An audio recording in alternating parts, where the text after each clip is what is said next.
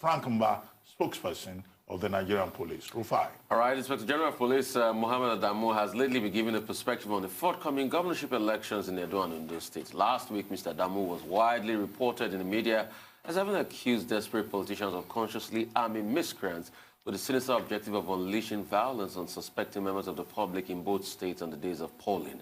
However, a few days ago, the Inspector General sounded more conciliatory and more willing to talk things over when he pledged on the behalf of his men and women of the force to exhibit the highest level of professionalism in handling of security matters during the forthcoming polls in both states. Joining us now to dissect all matters on this, as well as address growing public anxiety regarding the issue of security in Nigeria during the election, is Assistant Commissioner of Police Frank Mba and Police Public Relations Officer, Force Headquarters, who is in our Abuja studio. It's a pleasure having you on the program.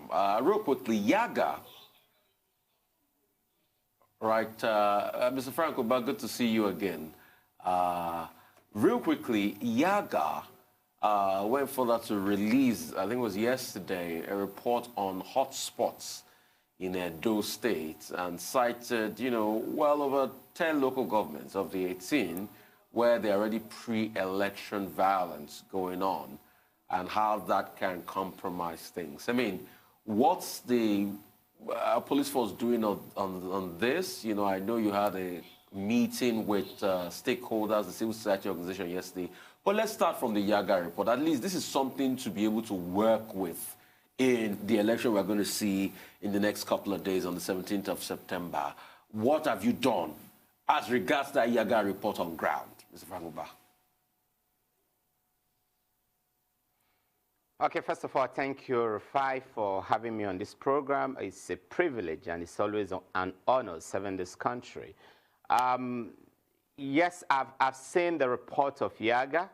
The beauty of that report is the fact that the current Inspector General of Police, IGP Mohammed Abubakar Adamu, is adopting what you could describe as a collaborative approach in dealing with the issues of policing the electoral system, particularly the gubernatorial elections that is scheduled to take place in Edo and Ondo State. And so you gladly enough, good enough, you had already mentioned the fact that the Inspector General of Police equally had a consultative meeting with members of the civil society groups. And incidentally, Yaga was also strongly represented in that forum. And so we have a platform for exchanging notes and sharing information with some of these leading civil society groups. So, and before Yaga actually released that report, the police leadership had equally conducted a security threat analysis, a security threat assessment as it relates to the forthcoming elections in Ondo and in Edo and Ondo. And what you see in Yaga's report is not far from what we actually also have in our own security threat assessment. Perhaps the only thing is that ours is wider and probably much deeper. But everything Yaga had actually, the Yaga report pointed out to, we had actually raised them in our own security threat assessment. For instance, our threat assessment report showed clearly that there are clandestine moves by politicians in moving, there are clandestine movements of arms and political talks by politicians across all the divides. We've also seen systematic deployment of hate speeches, misinformation and disinformation aimed at heating up the polity. We've also seen the high likelihood of cross-party attacks and the deployment of violence during the elections. We've also seen deliberate moves by some of the politicians to delegitimize governmental agencies and institutions that are involved in the conduct of that elections. We've also seen the likelihood of the use of non-state actors for disruptive purposes during that elections. And we've also, in our own threat assessment, mapped out some of the areas where there have been a long history of electoral violence. So, for instance, if there's a particular ward or a particular police stations where consistently, probably in the last 2, 3, or 4 elections, there have always been a history of violence in that polling unit or in that ward or in that local government. We have already flagged out those areas, and we are making very specialized security arrangements for those areas. And mark you, we are not just working with the civil society groups alone. We're also working with other citizens who are on ground. We are deploying both technical intelligence platform as well as a human intelligence platform to actually monitor activities on the ground. And you will be seeing a lot of preemptive strikes by the force. Like I've always told people, every election cycle for us is a learning process. And we have been learning from 1999 till date. And what we do at the end of every election is to do a post-election analysis, look at where we've done well, and try to consolidate them, those practices those things we did well, consolidate them as part of our best practices, and we replicate them in future elections. And the areas where we believe that we didn't do well, we review them very, very frankly, and then we come up with strategies to actually mitigate those mischiefs in subsequent elections. So in this election, you will be seeing a carryover of some of the lessons we've learned in previous elections, and we want to reassure Nigerians, particularly the people in Edo and Ondo State, that the Nigerian police force will be deploying some of its best hands in that election. Good enough, it is an off-cycle election, so we have enough resources in terms of manpower, in terms of logistics, to be able to dominate the space. We will be neutral, we will be apolitical, we will provide a level playing fields for everyone to exercise his or her franchise during that election. Well, despite all of this that you have said, many people watching will be wondering, it begins to sound like a recurring decimal. So we have this threat analysis before the elections, we'll learn, and then there are new lessons to be learned. Despite these measures put in place, why do you think we still keep recording electoral violence during our elections? What is responsible for this? And let me ask you, because the IGP during that meeting also said that like you've mentioned, politicians are arming thugs. I'd like to know, has there been any arrests made? And if not, why? Okay, thank you for this question. It is a double-barrel question. First of all, and I'm interested in both questions. You try to talk about why are we having this recurring decimal of electoral violence. And I will tell you, this is a subject matter that I will actually be interested in political scientists probably conducted very deep research and trying to find out why do we have this level of violence in elections, particularly in Nigeria. If you look around, you'll see that there appears to be a burgeoning, a booming violence industry in this country, and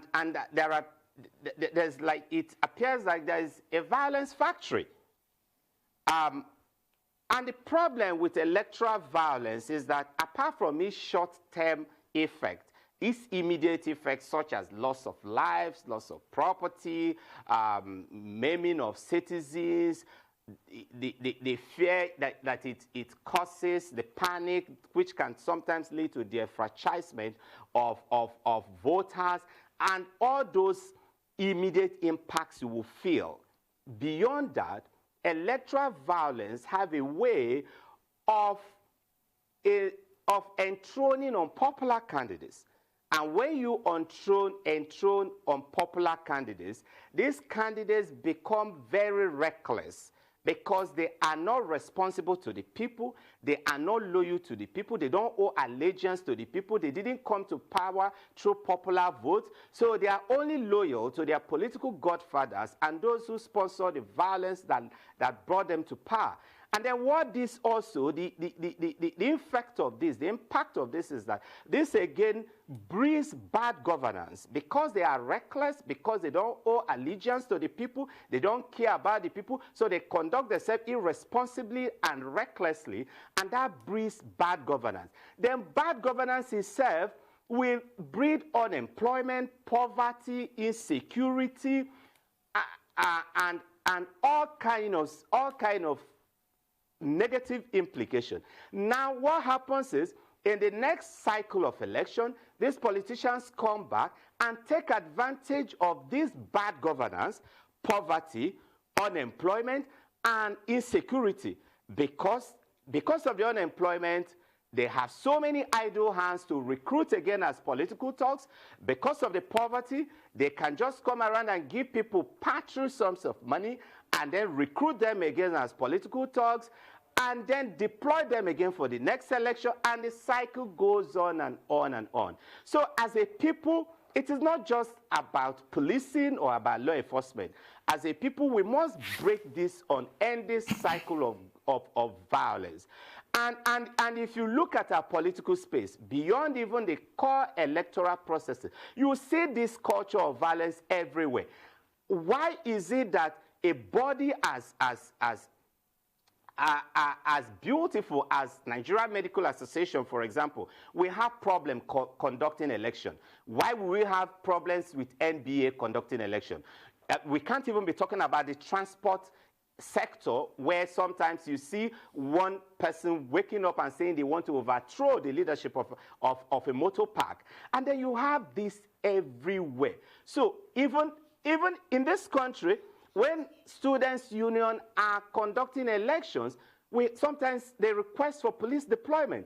And then you begin to ask yourself, is it in our culture? Is it in our stars? What has gone wrong with us? Why can't we conduct simple elections? Even town union elections, they request for police deployment. And so it is this cumulative culture of violence that you see being spawning up even at the national level. So beyond what we do as members of the law enforcement community, I think Nigerians must be asking themselves the hard questions. What should we do? What is wrong with us? Is it that we lack democratic culture, democratic spirit? What is wrong with us? Is it our socialization processes that are bad? Is it a mentoring system? Probably the politicians have impacted or infected the other sector of the society with the violence bug. But we need to ask these hard questions.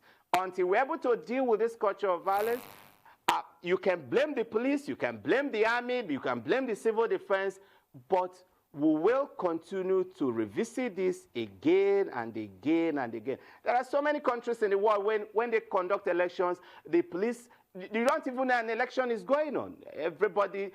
People just go out, vote, and normal lives are going on. But here we have to shut down borders, we have to shut down everything. The economic suffer, everybody suffer. We restrict social and cultural and economic activities just because we want to provide security. So we must begin to interrogate our democratic culture, our socialization process, and everything about us. And on the question about how many people we have arrested, I can speak to you as at yesterday, we have already picked up about 17 persons who are persons of interest. As I told you earlier on, we will be conducting preemptive strikes.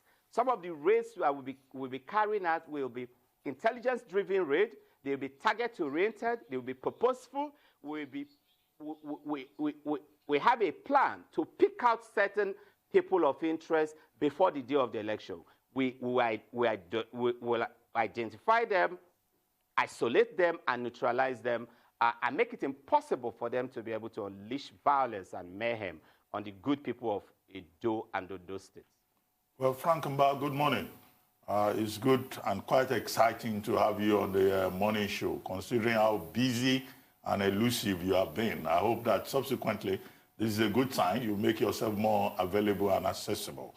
But on the question before us, I would like to ask you a number of questions. How prepared is the Nigerian police with regard to the forthcoming gubernatorial elections in Edo State and in Ondo State? You've defined the threat threshold, but is the police really prepared? Second, we had Festus Okoye on this program, INEC director, and he talked about 3 concentric circles in terms of security on election day. Now, what's the level of collaboration between the police, the DSS, and also INEC to ensure that everything goes smoothly? The police is in front, saying that, look, we're doing this, we're taking these steps, but you can't do it alone. You need to collaborate with other agencies. Is there any conversation going on in that regard? 3, this is pre-election phase. What is also the plan for the post-election phase when, violence could be a major threat? And then yesterday in Edo State, we were told that there was an accident involving Comrade Adam Soshomale, who is a major factor in the electoral process in Edo State. Is there something that the police knows about that that you would like to tell us that we need to know? Because some people are saying this is a clear indication of the violence that we should expect in Edo State.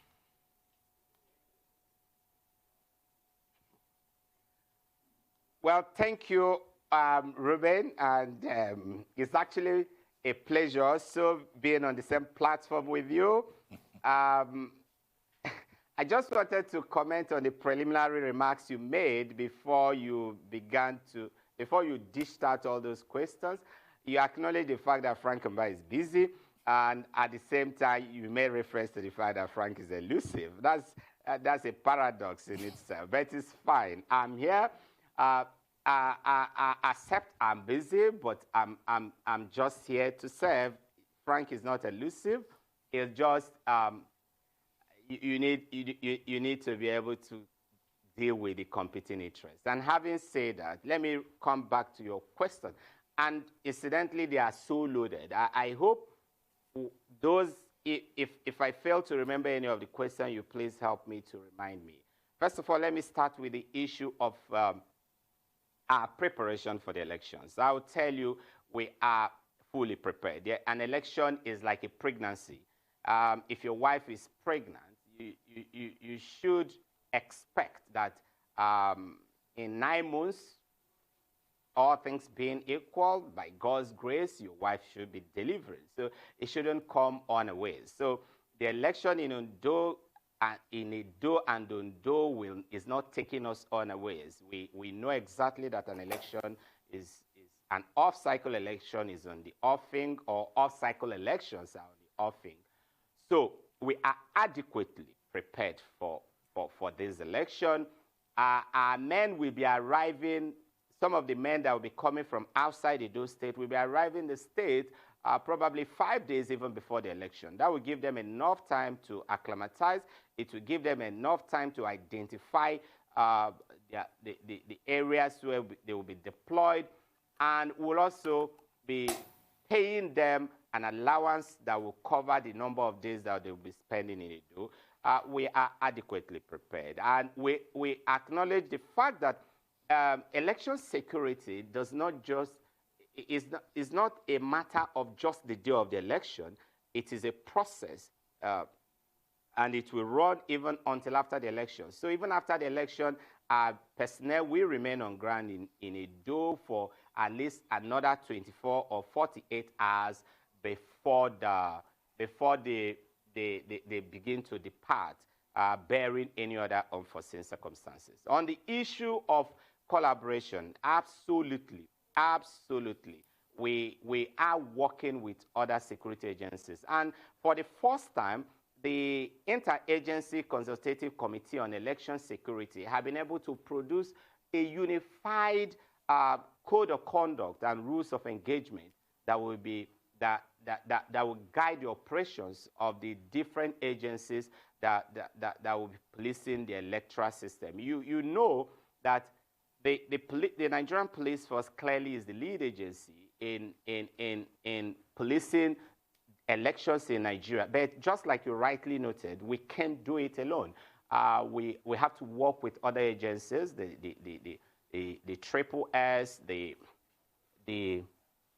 civil defense, the immigration, the customs, our brothers in the Federal Road Safety Corps, and of course, our brothers in the Nigerian military. So we will be working with all these agencies. And the good thing, again, is, like I've always said about lessons learned from the past, part of the problem we had in the past is that each time you deploy these different agencies, they come into the arena with their different DNAs, different modus operandi, different philosophies, different SOPs, and sometimes it creates problem having a unified unified command system. But what the Interagency Consultative Committee on Election Security has done is producing a uniform code of conduct, a uniform rules of engagement for these agencies. We've also been able to develop a uniform modules for training security personnel who will be deployed in elections. So what this means is that the training, the exact content of training that the police operatives who will be deployed will be receiving are the same content of training that the civil defense, the DSS, the immigration, the customs, the road safety, every one of us will be receiving the same kind of training. We might not be trained at the same time, but the content of the training, the modules are the same. So these are some of the steps that have been taken to actually mitigate or suppress some of the mischiefs that we have identified from the past elections. So, Ruben, be rest assured that there's a deep and strong sense of collaboration and partnership amongst the security agencies, and you will be seeing that physically and practically displayed as we go into the elections proper. On the issue, on the accident, touching on Comrade Adams Oshomole, for us now, we will treat that as a road accident until the contrary is established. And I'm sure Edo State Police Command, being the first respondents, will be conducting investigation into that accident, and we will be waiting for the report. And until we establish any other thing to the contrary, the safe approach is to presume with the presumption and the hypothesis that that is a road accident. And that's the way we'll be treating it for now. But a thorough investigation will be conducted. And of course, we owe Nigerians that duty of making the outcome of our investigation public in the spirit of accountability and transparency. All right.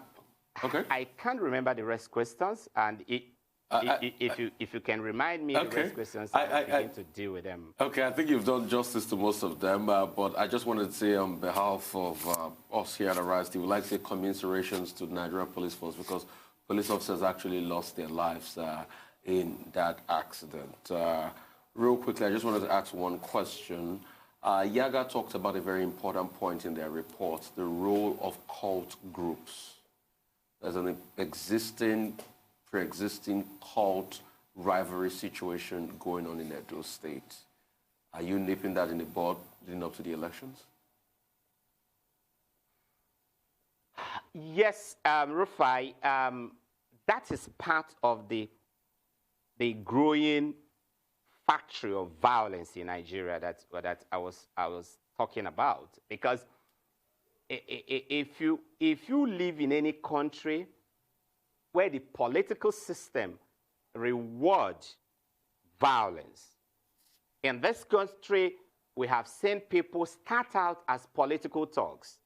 And when they've done well, when they've satisfied their political mentors and masters, they will reward them with political appointment. They move from just being a mere thug to becoming a councillor, to becoming a local government chairman. And within a space of time, they are laundered, they are cleaned up, and they probably emerge as lawmakers. And that's why you see that sometimes within our parliamentary houses, you see honorable members fighting against each other physically. These things are in the public domain. There are videos of lawmakers engaging in physical fight, and so we must deal with this. And sometimes some of our politicians, of course not all of them, there are decent, clean politicians who are playing by the rules, and when we find them, we must support them. Citizens must encourage them to continue to play by the rules. But there are some politicians who want to sponsor cultism because they recruit from among the cult groups when they are looking for political talk. So we are conscious of this, we're dealing with it, but like I've told you earlier on, Nigerians will see a lot of preemptive strikes by the police. They will see a lot of intelligence-driven, purposeful and target-oriented raids and arrests before that election. Well, thank you very much, Frank Mba, for joining us this morning on The Morning Show. Frank Mba is the spokesperson of the Nigeria Police. Well, thank you. We look forward to September 19 and October 10 in Ondo State, and there will be opportunity, I guess, for a postmortem. And I hope you also oblige us when next we call on you. Thank you very much.